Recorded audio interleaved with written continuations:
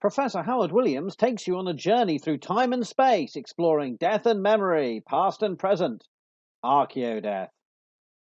Archaeodathlings, it's archaeology professor Howard Williams here, and I'm delighted to be able to share with you the paperback publication of Offa's Dyke Journal Volume 7, which is out with Archaeopress and can be purchased online.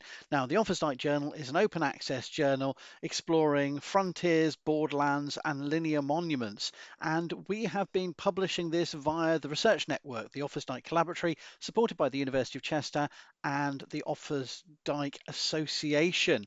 And I have edited now 7 volumes. This is volume 7 for 2025, and you can view it open access online, but now we've got the actual physical copy, and it's lovely to smell and to look through. And let me just give you a brief review.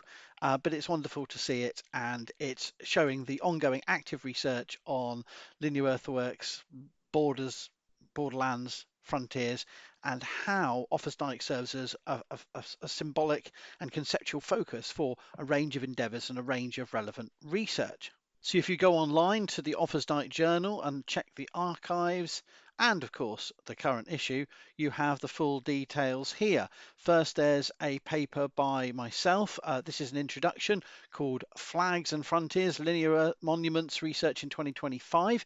And that takes you on a journey through some of the other principal literature published on the topic, as well as give a rationale and context for the journal, and to reflect on the current ramifications and interconnections of linear monuments research and frontiers and borderlands research with contemporary politics and society. Then we have the principal contents of the volume, of which there are 7 articles. Firstly, we have new results and considerations regarding the fieldstone wall of the 8th century Danewerk by Astrid Tummerscheit and Frauke Witter. So this is an update and expansion of their work on the famous linear earthwork of the Danewerk, and they've produced more results and refined the chronology and the sequence. Really exciting stuff.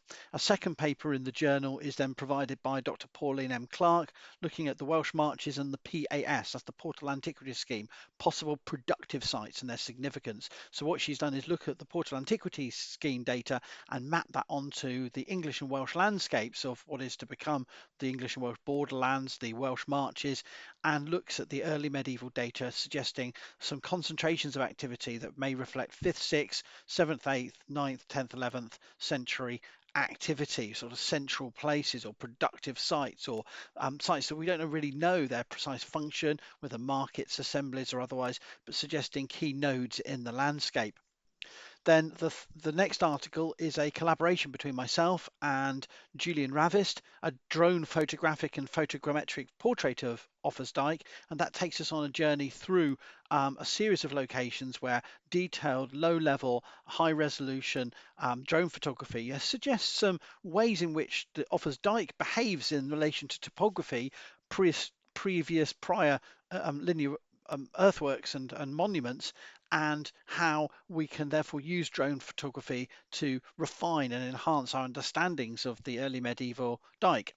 Then we have a really important paper by Robert Sylvester synopsizing the earliest mapped evidence from the early modern period in early cartography of the Great Dykes, looking at Offa's Dyke and Watts Dyke. A Offa's Dyke Journal sort of classics revisited piece by Christoph Boder, looking at the relationship of poetry and archaeology as earthwork, looking at the Mercian hymns of Geoffrey Hill. And then we have my contribution looking at the contemporary archaeology of Offa's Dyke, considering the many different ways in which Offa's Dyke operates as a part of a complex assemblage of materials, sculpture, signs, and other traces in our contemporary world. And finally, an interview, the first time we've used the interview format in the Offa's Dyke Journal, an interview with heritage specialist Paul Sherman and Professor of Viking Archaeology and History, Claire Downham, looking at Viking Wirral in public archaeology and history. So thinking about the Wirral as a borderland in the early Middle Ages, including in the Viking Age. So we have papers here looking at linear earthworks, but expanding to look at broader themes and concepts in literature, in heritage history and archaeology. So whether you're downloading the entire issue or the individual articles online, or you are picking up a physical copy of Offa's Dyke Journal Volume 7, or indeed one of the volumes 1 to 6 in the back catalogue that's been going since 2019, I hope you find this an important and useful open access venue for the latest research across disciplines. And it's fully colour and it has a smart retro design to bring that sense of rurality and landscape in its green and its stylized representation of the bank and ditch of Offa's Dyke on the cover as part of the logo, which it shares with the collaboratory. You're welcome. For relaxing times, make it Archaeodeath time.